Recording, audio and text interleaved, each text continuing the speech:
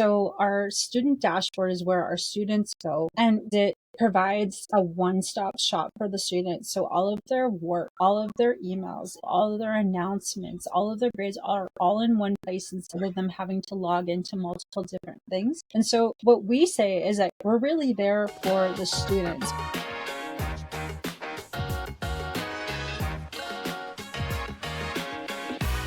Welcome to the Future of Learning, where innovation meets education. We're here today with Heather Rentz from Hapara.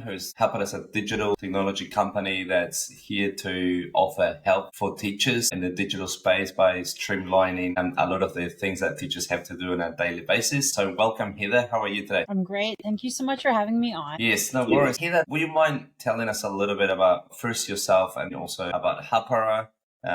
Redefine what Hapara is and your role at Hapara, please. Sure. So I am in Alberta, Canada.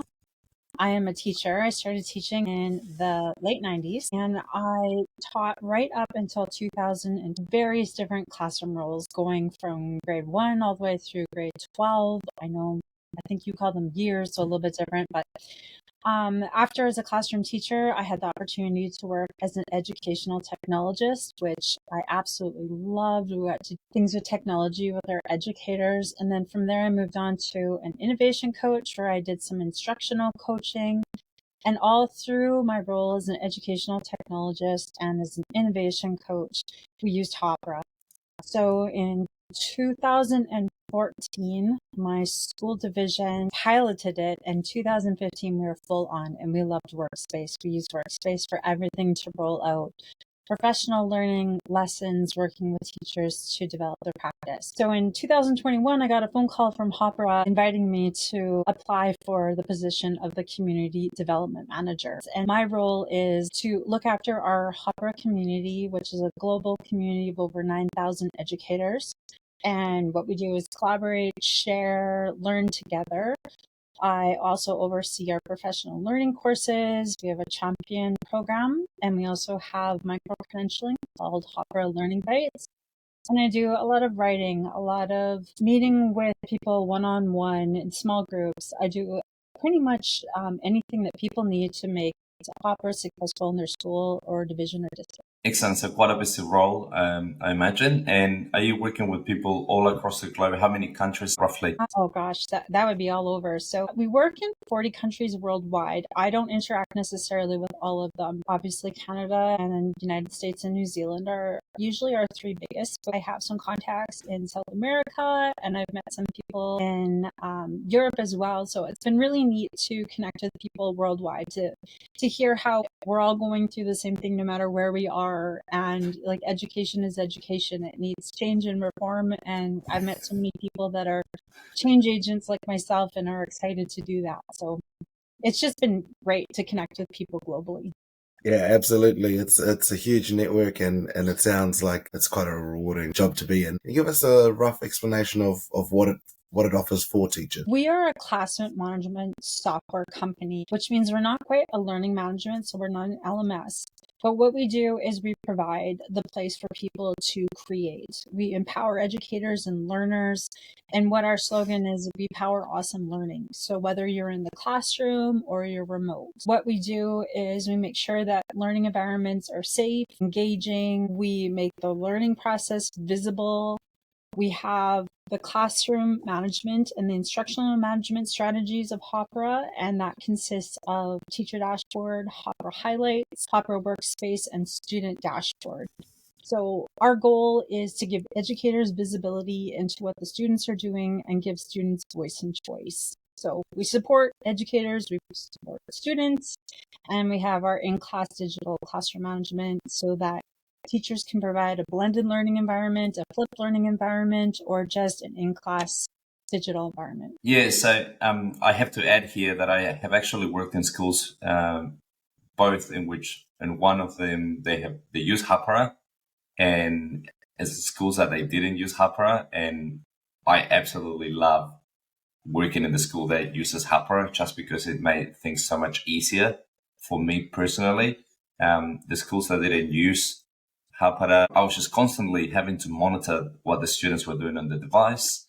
And even for the work, I I love how Hapara just records all the work that the students are doing at the same time. So you can probably explain this a little bit further. But when in the schools that don't use it, I just find that there's so many different platform systems I have to chase, emails, docs. It's quite so Hapara really does streamline everything and saves a lot of time for teachers, which is something that teachers are very short on, isn't that right? And we also like to say that it really it clears up the noise for students as well. So our student dashboard is where our students go.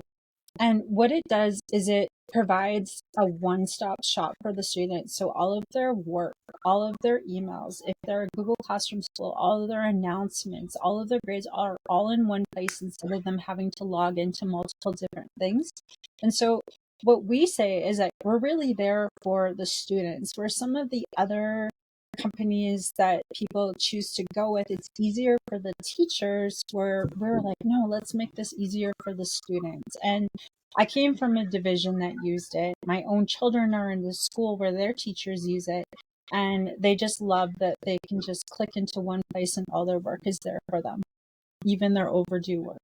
Yeah, and I have also witnessed, like you said, how easier things become for students. Before using Hapara in that school, students had to use Google Classroom. So that meant that they had to go into Classroom, get their work, then they have to, perhaps if the teacher forgot, myself sometimes, to make a copy for each student, they had to make the copy, then they had to email the work to the teacher. They had to go to the email, which meant they had to open new tabs. When they open new tabs, they get distracted and they open multiple different tabs for other things. So it was just quite chaotic. But like you said, Hapara really does streamline everything. Everyone just goes into the same platform, teacher and students, and it just becomes really easy. And I love that you said chaos. I'm planning a webinar and I like one of the titles I'm trying to come up with is like how to tame the chaos, because that's what it can become. And I only saw Google Classroom in its infancy, and I know it's grown, it's changed, but we want to really make the learning experience the easiest that we can for the students. And what Hapara gives that other people or like that children need is that element of differentiation as well. And so I'll talk about Workspace the most because that is my absolute favorite, where you can differentiate by student interests, by student needs, meaning grade and ability level, or just for collaboration purposes. So it is really just a way to make life more engaging for the students and therefore the educators. I have a similar experience of using it, and in terms of just looking at what the students are sort of managing on their device, what they're doing. I used it from that perspective first, and then it was only after talking to Marcelo realizing this whole Workspace existed, and then trying that, and yeah, it definitely is a lot more streamlined. I did quite enjoy some of the features of pausing the screen, closing tabs if need be, screenshotting and emailing to parents if necessary. Just that added a layer of accountability for the kids and for yourself, that you know what the students are doing, and without that, I think students it's the Wild West and they can just go for it. But yeah, definitely a really powerful tool. And as I said, like my experience started with Workspace, which is not typically where most people start. But as I rolled into this position and realized how powerful Highlights was, I absolutely love that we're helping students develop their executive functioning skills, because they're just given a device and the world is open to them. Like that's not the way I grew up. I had to go to a book or a library or ask someone, and here we're just handing them the internet. And we do have that gradual release of responsibility to build them and to help them focus. And I love it when teachers are really transparent too and say, we're going to go into a guided browsing session right now, and you're going to have 5 websites, and we're going to go do this for 15 minutes so that you can focus on your research. So when teachers are open about what's going on, students are usually more receptive and understand why. So having those features, like say, everyone, I'm going to pause your screens right now because I have a great discussion topic that I want to share with the group, or maybe we're going to freeze our sessions because we just need to stay where we are right now and everyone needs to focus. I mean, we could all use focus in our life, not just students. I think that in terms of the highlights and being able to monitor what the students are doing. It's great. It's also one little tool that perhaps we can explore, in a few minutes, is the fact that we could just send a message to the student who we notice is not doing the right thing, but doing so in a way that doesn't make the child feel picked on in front of the entire class by saying, so and so, turn off your device, you're not doing what you're supposed to be doing. You can just kindly send a message and say, hi Marcelo, you are not doing what you're supposed to be doing. Can you please make sure you go back to your work? And that way it's just a softer approach. Like, you don't even have to go there. I love that feature in terms of the highlights, and in terms of the workspace, which you mentioned before, how we can differentiate the work. You're saying, okay, everyone working, let's say it's just maths, and they all have their work at their own level provided for them on Hapara. No one really knows that it's differentiated. They just all know that they're going on Hapara to do maths, and they're all just working away, and they don't have any idea that Huon's doing extension work and Marcelo's just doing fill in the gaps work because he's missed school for 2 months. So it's amazing. I absolutely love that section, both sections actually. Absolutely. And then we can provide those accommodations that the students need. That some people need an audio accommodation and maybe not everyone does. So you can provide that audio recording that's just going to that one student. And like you said, nobody else needs to know. The student can discreetly put in their headphones and listen to their assignment. Or if another student has missed the concept or the objective that you were trying to get across, and maybe you have a different assignment that you want them to work on. And like you said, the enrichment, like you have the student that's gone through everything, and so you can give them something additional to work on that the rest of the class maybe you wouldn't do. So do you think you have the ability to show us a little bit of some of the things that Hapara does, perhaps by sharing your screen? Sure. Excellent. Let's delve into that. Okay, so what we have here is my demo class, and I've fallen on my classes page. And so this is anything that I teach. So let's take a look at one of my demo classes, and I'll show you the first thing that I usually would pop into. So in the last position that I had, I was pulled in as an assistant administrator to cover for someone else who couldn't be in the school in grade 9, 10, and 11. And that was so interesting to be able to go back into practice from being like an instructional coach to go back as an educator. So I would always have this screen open, the browser tabs, and I would tell our learners, even in grade 9, 10, 11, so your high school students or years, whatever they would be, 10, 11, 12, that this is our online community and we're responsible for each other. And the students were always quite receptive of that. So I had this up on display on my smart board or else our ViewSonic board or whatever you have that's displaying in front of them. Oops. And so what I could do in front of that is I just had that opportunity. I had that opportunity to have a look in and see what the students are doing. So anything that's in bold is what they're currently viewing on their Chromebook. And then if I wanted to have just a peek in, I can just click on it and I can have a look and say like, oh, okay, they are on task. So it's a great way for me to be able to go in and have a quick check without going up to them and saying, what are you doing? So this just as a list. And then we have the companion to browser tabs, which is current screen. So this is in near real time, depending on your bandwidth of your school or district and where you are. So this is the same thing, except for this is exactly what the students are looking at. So if I want to go in and see what Richard's looking at, I can do the same thing. So I have multiple tabs open, so my connection's slow. But what this is doing is this is pulling up Richard's view, and it also tells me what other tabs he has open.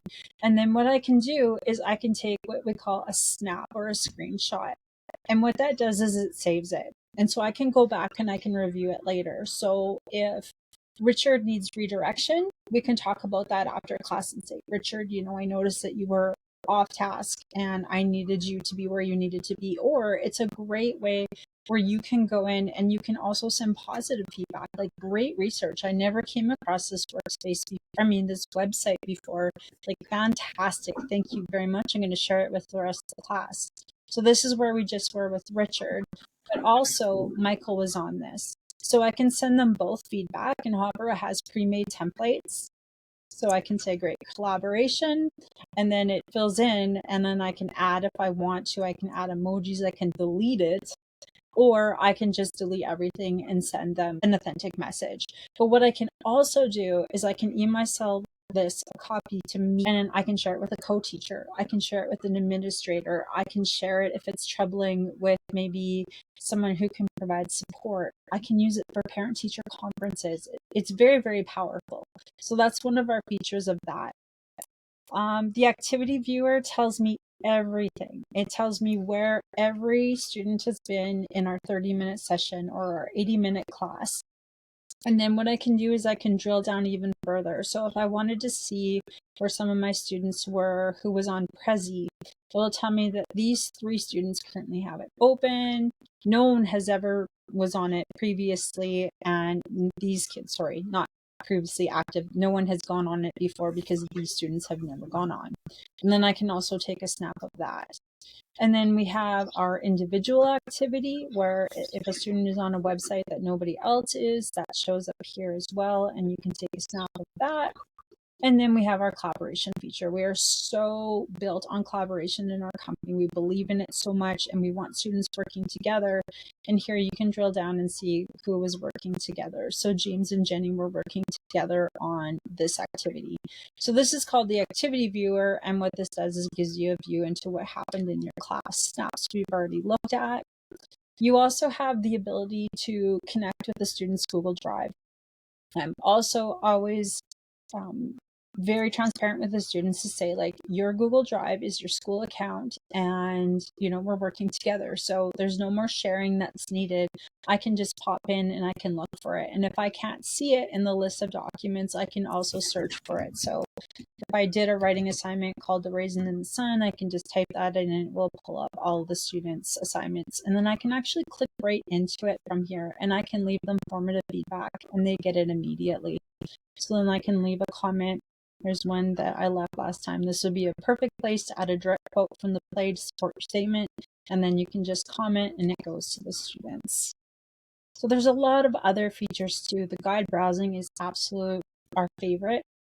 With a focus session, the students can go and see up to 10 links. So you can allow 10 links for them. I'm just going to see what's here recently. Okay, so someone was looking at the New Zealand Herald, but I can also let them go to docs.google.com so they can write a journal entry and maybe one other website. So they're going to go to National Geographic.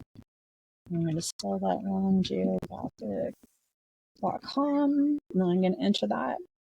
And then what I can do is I can let them go to the whole site. So if there's clicks within it, or if I only want them on the main page, I can do that. I can decide how long they're going to do this for. And then I can assign it to the whole class, individual students. So if I just want it to go to Richard, I can send that to Richard, or pre-made groups. And I'll talk about groups after. So what's powerful about this is if I don't want to set up the session to start right now, if I know I'm going to be out of the class, whether I have a dentist appointment or maybe I have to, I don't know, take a sick day, I can schedule this to start tomorrow morning. So if I wanted to start this at 2 o'clock today, then I could click here, save it as a template, and then I could have this session start for the students. And then it's ready to go. So I don't want to start this because this is the demo account, but what would happen is at the top, there would be a bar that says active session, and then I can end it at any time. So I had it set for 5 minutes, but you can go and set it for a different amount of time. Filter is the exact same thing, but opposite. These are the 10 sites that the students aren't to go on. So if we're doing a research project and we've done a lot of digital citizenship talks about what we deem a good website versus a junk website or websites that are full of inaccuracies, then I can actually block them. So if I don't want them to do any research that involves Wikipedia or going to Reddit, then I can actually go in and say that these are the websites that they can't go to. And once again, you can set it for as long as you want, which groups, which students in the whole class, and you can schedule it for later. So in the scheduling, there's nothing scheduled for this week, but these are schedule plans that we had created as a demo for other teachers. So here's an example of the emergency sub plan. So the students would get 2 links for 30 minutes, and they can't do anything on their Chromebook besides go to those 2 links. And then I had day 2 as well. The teacher was sick again, or maybe had to be out for 2 days. So the power of it is just unbelievable. And the last thing that I wanted to really, really share, and I'll go back to my browsing, is the ability to create groups. So when you create a group, what you're doing is you're deciding who you want to work together. So in Canada, we call accommodated students ISP, which is an individualized support plan. In the US, it's a 504. Some people call it SPED for special education, whatever you want to call it. We have English language learners. We have extended time. And you can call it whatever you want. So if you want to call it the manta rays or math skills, and the people have come up with like animal names, you can. And then what you can do is you can just put any students in it just on a whim. So I'm going to call it, so next week in Canada is STEAM week. So I'm going to create STEAM group number 1. And then I can go in and pick which students will work together. So Richard, Jenny, and James will be in STEAM group number 1. So then I can assign anything to that group. And then if I need to go in and edit it, I can edit it as quickly as I want. So groups are so powerful because you can use them across Hapara. You can use them in Teacher Dashboard for formative feedback. You can use it in Workspace for definite, like different cards. And the power of that is incredible. And then the last part is the message feature, which Marcelo already commented on, that I can send a message to the whole class and say in 5 minutes it's discussion time. I can send a message to a specific student. So Richard, it's time for you to go off of this website, gently redirect him and say, I need you to get back to what we're working on. Or you can send it to the whole group. So STEAM group number 1, we're going to show our catapults in 5 minutes. Be ready, without interrupting the whole class or necessarily getting up and interrupting what they're doing. So there's tons of power and tons of reasons that you would use all of these features together. And then the last thing I didn't really touch on was share links. And that's just if I wanted to quickly share out to everyone a website link that I've maybe forgot or that a student found in a research, I could share it out to the class right there. So highlights is so powerful. There are so many features and so many different ways to use it. But this is the way that we use our ethical monitoring. And this is the way that we ensure that students learn those important executive functioning skills and that they just have that gradual release of responsibility where they can take ownership and they can be their student drivers. Is there anything else I didn't touch on? Something I wanted to ask is all the docs that are here that teachers can see, does it also create a copy to my own Drive on my device? So if I log into Drive, can I see all the docs also in the Drive with that? Like if I didn't have Hapara open, will I still have a copy of the student's work in Drive? Yes, as long as it is something that you've created and shared with them. Otherwise, that's where you would go through this Drive button. But if you're in Workspace and going through Workspace, there is a folder for that. In Highlights, there isn't necessarily.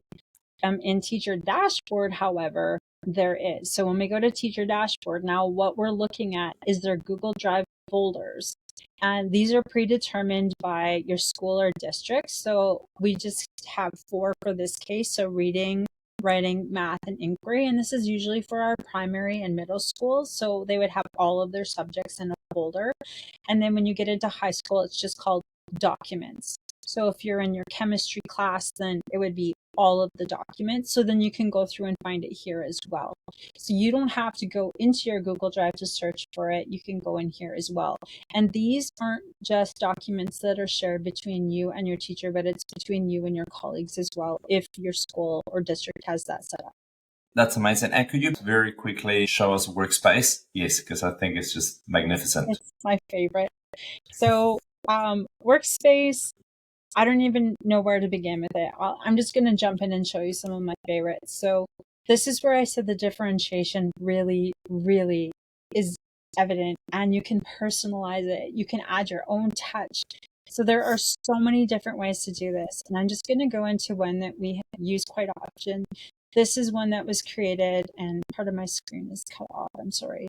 So what you're looking at is the workspace and the description of it. So it talks about like what the students learn, and we strongly encourage all of our teachers to write like what the objectives are. So every country has different things. In Alberta, we call them outcomes. Some people call them objectives. Some people call them I can't even think of another word, but it's what do the students need to know. And so in this workspace, everything is evident to the student of what they need to know. And then we have our groups. So we have group 1, 2, 3, 4, and 5, and then we have an empty group for hiding cards as well. So if a teacher wanted to create a workspace and have their answer key in it, then they could have it in this empty card, and the students wouldn't be able to see it. So everyone in the class can see this one card, the inquiry process. So it would talk about like what they're going to do, but only group 2 will find out why plastic is harmful. So you might have different reasons or different challenges to the students or reasons why you would want to split that up. And so this workspace has been set into different sections, and you can link anything. So this workspace is meant to be compatible completely with Google, but you can also link in anything. So you can link in any YouTube videos, or if you have quizzes that you want to put in, or a Kahoot that you've built, you can put that in as well. If your school or district subscribes to add-ons such as Edpuzzle or just anything, you could just put it in as a link, and then all the students need to do is open it. And I'm just going to show you that you can just right to YouTube, and this one has a Google Doc for the students. So as a teacher, you can preview it, and then the students can actually go in and have a look at it. So this is the teacher view where you see all these plus. I can just quickly go in and I can add a card. So if I quickly need to differentiate for someone, if I'm like, oh geez, I forgot that we didn't do this yet, or we did talk about this yesterday, I can add it. So I can upload anything from my computer, I can take anything from my Google Drive, or I can take any link from the internet. I can also go in and quickly create a Google Doc. So if I wanted to have a journal prompt because I had to go to the classroom for 10 minutes and someone take over, I could give them a question where they would respond to it. And then I can assign it to all groups or a specific group. So it's very versatile. You can also make it public, which this teacher has chosen to do. And so what you can do is share it with our global community, which means there's over 9,000 educators that would benefit from having all of the content in here as well. So that's just one workspace. There's hundreds and thousands that teachers can view, and I'll show you in the Discover section. So just alone in our demo account, there's over 5,000. And so if you're work in Hapara and you have Workspace, you have the ability to go in and copy anything. And then what it does is it places a copy in your Google Drive. So if you wanted to do the multi-group novel study, you could go in and you could make a copy of it. And what that is doing is it's going to create everything so that it is now editable for you as an educator. And then you can edit the groups that are already there. You can edit the cards. You can add. It's completely up to you. Or you can start completely from scratch. And then the last thing, because I said there's 5,000, our Discover section is where we have broken our all of the public workspaces into subjects. We have done some alignment with different provinces and different states. We have the New Zealand curriculum here. We have the Australian curriculum. So when you click into it, you can see that there are 460 workspaces ready to go. So there's thousands and thousands and thousands of hours of content that's ready to go for students. Any other questions about how Workspace can work or that you'd like to see? Could you please show us how you could also create a group from Workspace and how you could easily drag students from one group to another? Sure. I'm going to delete this from our demo account before I do that. So I'll just go into the plastics and inquiry group and notice that they're out of order. So I'm going to click on students and groups. And what I'm going to do is I'm going to create a new group, and I'm going to call it group 6, just because that's the default.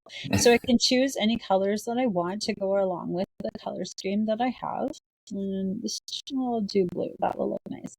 And then from there, what I can do is I already have class groups. So I can drag all of group 1 into group 6, but I'm not going to do that. But what I can do is I can take the individual student. So I can take Timothy, and I can take Emma, and I can take Anthony. Oops. Did I say Amelia? Oh, Emma.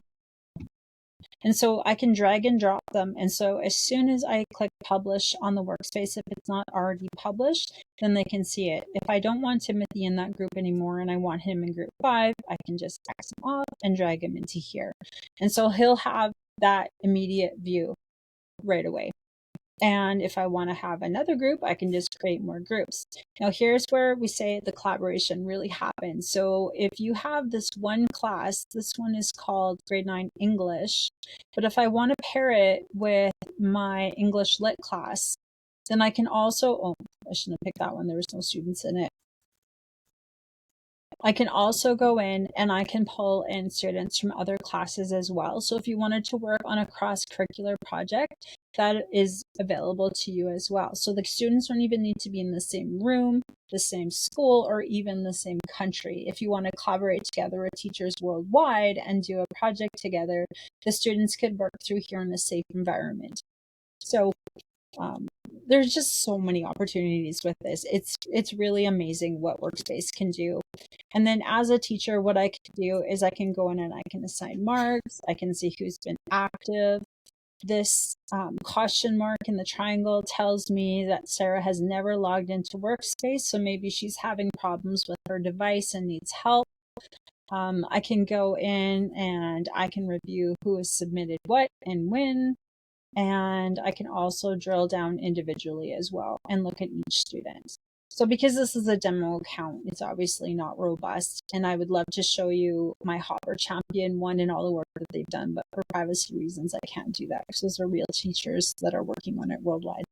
Thank you for sharing that. So the Hapara Champion is actually courses that Hapara runs for educators to upskill themselves, but in the use of Hapara. That's right. So we have 3 levels to the Hopper Champion program. So it used to be called the Hopper Champion Certified Program. And it was a program that was kicked off, I think, in 2014. And I was one of the original people that took it and absolutely loved it because what we did is we mixed in philosophy, pedagogy, and Hopera. So it wasn't a how-to.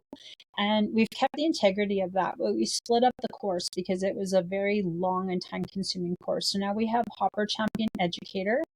And then once you finish that, there's the scholar and the trainer. And they have 3 very different objectives, but it's all Hopera based. So in the first one, in Hopper Champion Educator, you do learn a little about the how-to, but the expectation is that you have a general understanding of it. But we really want you to dig into the pedagogy of why you're using it in your classroom and how you're going to use it to benefit your students. When you get into the scholar program, you build your digital philosophy where you really think about what are you using this for? So we talk about the Samwer model a lot. Like, are you just substituting activities? Are you taking a physical worksheet and digitizing it, or are you creating something that students couldn't have done on paper? And so we want to augment or move them through the Samwer model. And then the last one, the Hopper Champion Trainer, it's a train the trainer model. So you would learn skills that would teach adults. So how you would train adults to use Hopper as well. So that's our champion program. And then we found a lot of people that were brand new to Hopper were struggling with it because they didn't know how to use the tools, or they were brand new and they were just signed on. So what we came up with was Hopper Learning Bites, and we call it just like bite-sized learning. And it's a 1 to 2 hour course on highlights, on Workspace, on Teacher Dashboard, and on Student Dashboard. And it is strictly a how-to with a sprinkling of pedagogy just mixed in, because I can't design a course without pedagogy. But basically it walks you through the hows and the whys, like why you would use focus browsing, why you would pause a student's screen, and it gives you scenarios. So once you're done those 4 courses, then you're awarded a milestone badge called the Hopper Instructional Suite Level 1. And so we have many different asynchronous learning opportunities for our educators. Yeah, that's great. This has been awesome. This is so much more detail than I ever used before. So this is fantastic. Do you have any success stories or specific examples of where teachers have, come back and told you some success that they've had with using this? Absolutely. So, Me. Excellent. okay. Yes. So maybe you're both aware, but this was brand new to me. I mean, I absolutely love the story of how Hapara started. I didn't know when we started, like we all Americanized the word. We all called it Hapara, and no one knew how to say it properly. And I listen to my New Zealand coworkers, and I can't get the Hapara quite right, but it's so beautiful to hear it. And I heard the story of how it started in the Manaya Kalani schools and how they had a need, and the stories of them having people going up poles to install Wi-Fi for the students to be able to have access to the internet, and how Teacher Dashboard was born. That is like the most fascinating story. So if you ever want to learn more about that, ask me about it, or I'll get you connected with like Glenvis Shearing or Dorothy Burt, who were some of the beginning people that built this program for New Zealand. It's absolutely fascinating what they've done. And then, of course, I love to share the story of the district that I came from because we absolutely loved it. And what we did is, I told you we used Workspace as our way to buy in teachers, but we didn't teach them Workspace. We just used Workspace. So they'd be like, what is this? And we're like, well, don't worry about it. We'll figure it out. So we sneakily used it as a teaching tool, but what we brought in was STEAM, because students are so engaged with the STEAM or STEM, depending on what you're doing. And so we would create a project and the teachers would just learn how to use Workspace because it's quite intuitive once you get going. And we just created the most amazing things. And so what we started doing is I would work in one school, and we had Lego WeDo kits, we had Sphero robots, and then another teacher would say, well, I want to do that. And so what we did is we created a culture of sharing. And so I'd be like, perfect. So this person knows how to do this, and I'm going to set the two of you together. And then we started building that capacity between different schools, so teachers that had never met, but maybe at the same grade level. And so from that, we called it sharing is caring. And so we encouraged our teachers to share workspaces. And so I just had the spreadsheet. And if someone created a workspace, I would put the link into it. And I hate talking about 2020, but it's such a necessity and such a big part of our story. But in Canada, I remember the day that we were announced that schools would be going full-time online. And I knew that that wouldn't be a problem for so many of our educators. But what happened is when all of our students were sent home and our teachers were forced to do everything online, our teachers broke the spreadsheet. Like there were so many people in the spreadsheet that it actually collapsed for an hour because so many people wanted to have access to these workspaces because some of them didn't have anything. And so from that, we connected with Wayne from Hapara as a school division, and we said, like, look, we have a really great problem on our hands. Like, we have so many people with all these workspaces. And so what came from that was a place to store them within Hapara, and that was in the private libraries and it's also in the public libraries. But then after that, Wayne helped connect us with school divisions all around Alberta, and we created something in our province called the Alberta Collaboration for Learning. So teachers from all across Alberta with Hapara can collaborate and have access to all of these workspaces. I love talking about that because I got to be there from the ground up. It wasn't all my idea, but I was part of there as the project. We have another school district that they increased their school achievement by creating flexible learning environments. So they were very, very into differentiation. And what they did is they started creating for all learners. And so they actually had teachers get together in the summer and create, and they shared it out with all of Alberta as well. Oh, there's so many great stories to share as well. Like one of our newest Hopper champion trainers is from a school called Maha High School. And he has become the resident expert in the school, where teachers go to him, and the students love Hapara because they've taken such a positive approach.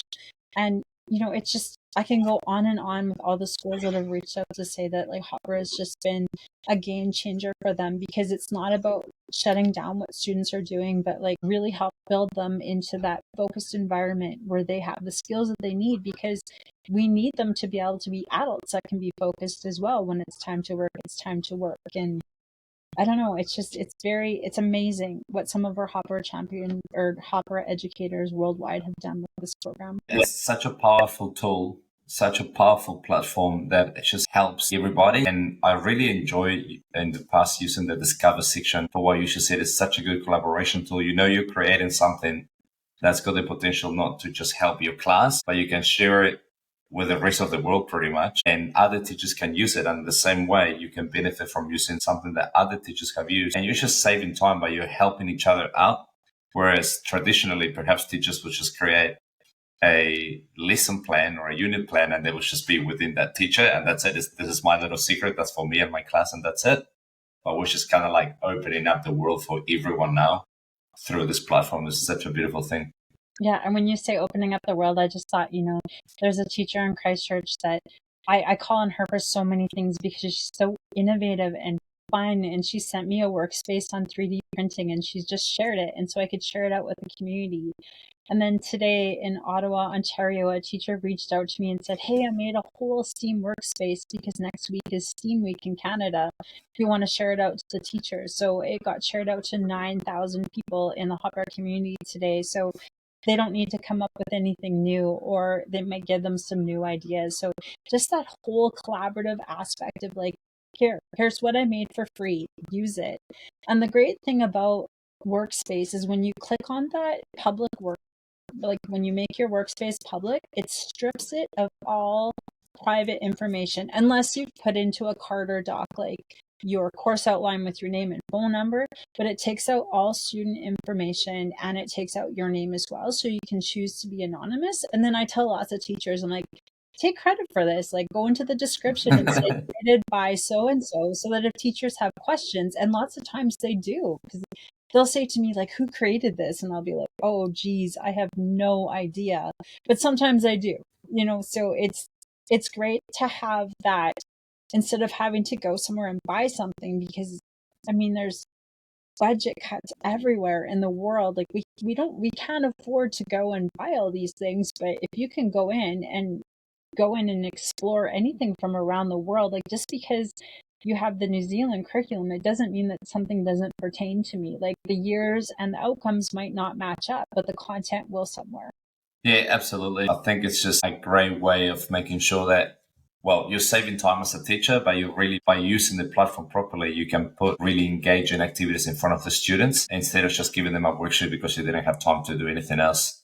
So it's really powerful. And it's also something that we haven't touched on. It's more targeted to that sort of like project-based learning too, because you can build it week upon week, which creates more rich and meaningful learning. Absolutely. I think that's probably a good place to end. That was fantastic. Thank you for coming on here and talking to us about Hapara. Fantastic story. And I'm looking forward to now going back and finding out that origin story. It sounds very interesting. Thank you so much for having me. It was great to be here. Thank you, Heather.